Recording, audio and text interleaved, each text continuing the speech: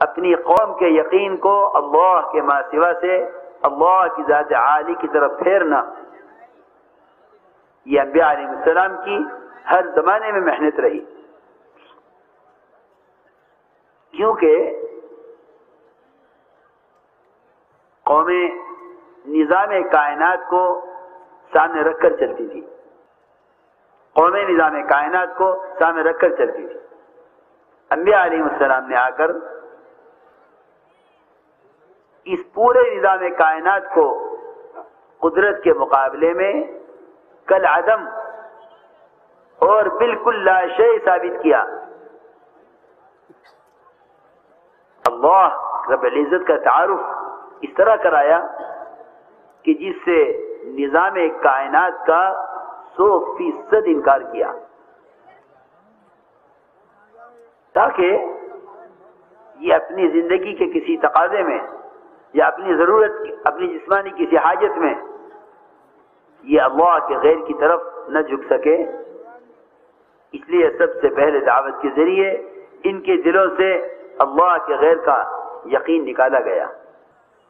یہ ہے سب سے بنیادی محنت جو ہر نبی کی ابتدا سے انتہا تک رہی ہے۔ اس لیے کہ میرے دوستو عزیزو، جتنا یہ نظام کائنات پھیلا ہوا ہے،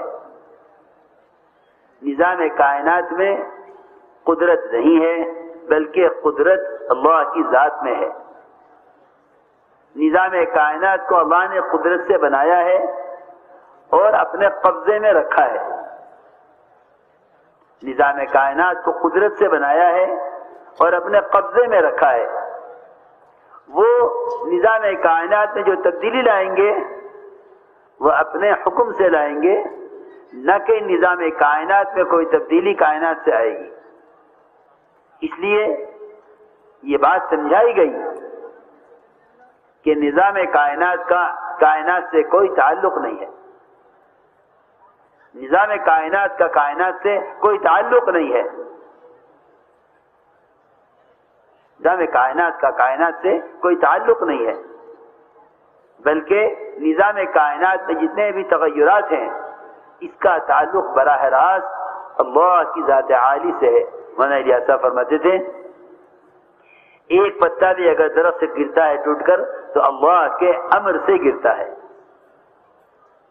اللہ کے امر سے گرتا ہے۔ میرے دوستو عزیزو، سائنس نے سب سے زیادہ مسلمان کو اللہ سے سب سے زیادہ غافل کیا ہے، کیونکہ اس کا خلاصہ ہے کہ نظام کائنات میں کوئی بات پیش آتی ہے تو وہ کائنات کی وجہ سے پیش آتی ہے۔ یہ اللہ کو بلانے کا سب سے بڑا سبب ہے۔ جب بھی نظام کائنات میں کوئی تغیر ہو، اس کے ساتھ ساتھ اللہ کی یاد آنا یہ اصل ذکر ہے، یہی توحید کا تقاضا ہے، اور اس تغیر کے ساتھ اللہ کا خیال نہ آنا اور اللہ کی یاد نہ آنا، یہ سوچ، یہ فکر توحید اور توحید کے اور ایمان کے خلاف ہے، کیونکہ اللہ رب العزت نظام کائنات میں جو تغیرات لاتے ہیں وہ اپنے تعارف کے لیے لاتے ہیں،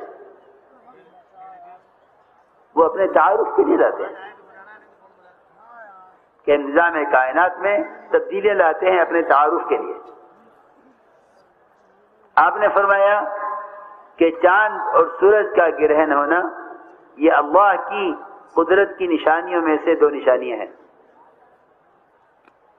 یہ موقع اس کا نہیں ہے کہ چاند گرہن کیوں ہوتا ہے، یہ موقع اس کا ہے کہ یہ اللہ کے غصے کا موقع ہے، اس وقت عبادت کا حکم دیا گیا ہے۔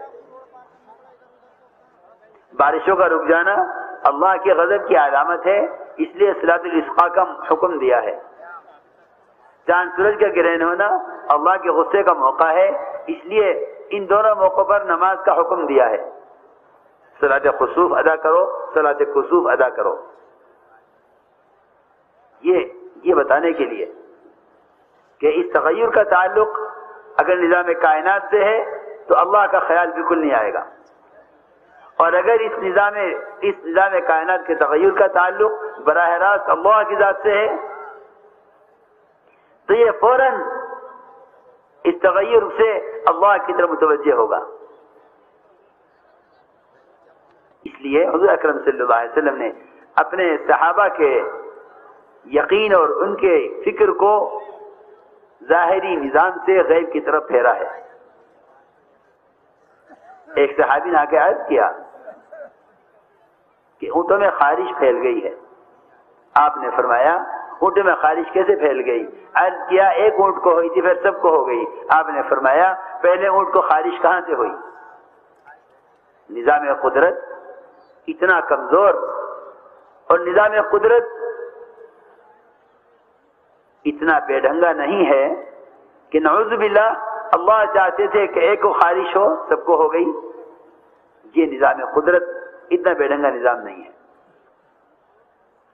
بلکہ براہ راست اللہ کے امر سے ہر اونٹ کو خارش ہوئی ہے۔ آپ نے صحابی کا ذہن فوراً ذہن ہٹایا اس سے کہ نہیں، بنیاد یہ نہیں ہے۔ میں یاد کرنا چاہتا ہوں کہ نظام کائنات کا کائنات سے کوئی تعلق نہیں ہے، بلکہ نظام کائنات کا تعلق براہ راست خالق کائنات سے ہے۔ نظام کائنات کا تعلق براہ راست خالق کائنات سے ہے، اس لیے خالق کائنات سے فائدہ اٹھانے کے لیے نظام کائنات کا یقین نکلنا شرط ہے۔ خالق کائنات سے فائدہ اٹھانے کے لیے نظام کائنات کا یقین نکلنا شرط ہے۔ جن کے دلوں میں نظام کائنات کا یقین ہوگا وہ قدرت سے استفادہ نہیں کر سکتے، وہ قدرت سے فائدہ نہیں اٹھا سکتے جن کے دلوں میں کائنات کا یقین ہے۔ اس لیے سب سے پہلا کام یہ ہے کہ جو کچھ ظاہر میں ہوتا ہوا نظر آ رہا ہے اس سب کا انکار کیا جائے قدرت کے مقابلے میں۔ روزانہ اس کی دعوت دیا کرو کہ کرنے والی ذات صرف اللہ کی ہے۔ انبیاء علیہ السلام بھی اگر کسی چیز کو چاہیں گے تو اللہ نہ چاہیں گے، انبیاء علیہ السلام بھی کسی کو چاہیں اور اللہ نہ چاہیں تو سارے انبیاء علیہ السلام مل کر جس کام کے لیے بھیجے گئے ہیں اس کام کو بھی نہیں کر سکتے جب تک اللہ ہی نہ چاہیں، جب تک اللہ نہ چاہیں۔ انبیاء علیہ السلام اگر اپنی اپنی بعثت مدت کسی ایک انسان کو ہدایت پر لانے کے لیے صرف کر دیں تو یہ اپنی چاہت سے ہدایت نہیں دے سکتے کہ ہدایت اللہ کے ہاتھ میں ہے، کہ ہدایت اللہ کے ہاتھ میں ہے۔ حضور اکرم صلی اللہ علیہ وسلم نے پوری کوشش کر ڈالی کہ چچا کلمہ پڑھ لیں، اللہ نے فرمایا انک لا تہدی من احببت، نبی جی اپنی چاہت سے بھی آپ کسی کو ہدایت نہیں دے سکتے بلکہ اللہ ہی جس کو چاہتے ہیں ہدایت دیتے ہیں۔ اسے اندازہ کرو کہ جس کام کے لیے انبیاء علیہ السلام کو بھیجا گیا ہے اگر وہ اس کام کو بھی اللہ کی چاہت کے بغیر نہیں کر سکتے تو جس کام کے لیے بھیجا نہیں گیا وہ اس کام کو اللہ کی چاہت کے بغیر کیسے کر لیں گے؟ اس لیے میرے دوستو عزیزو، چند کائنات کے نقشے ہاتھ میں آ جانے سے کبھی یہ نہ سمجھنا کہ اللہ رب العزت انسانوں کو اسباب دے کر فارغ ہو گئے ہیں، اب نظام کائنات سے چلے گا۔ نہیں، ایسا نہیں ہے، بلکہ اللہ رب العزت انبیاء علیہ السلام سے لے کر دنیا کی تمام حکومتوں تک اور تمام انسانوں تک جس کے ہاتھ میں جو سبب دے رہے ہیں،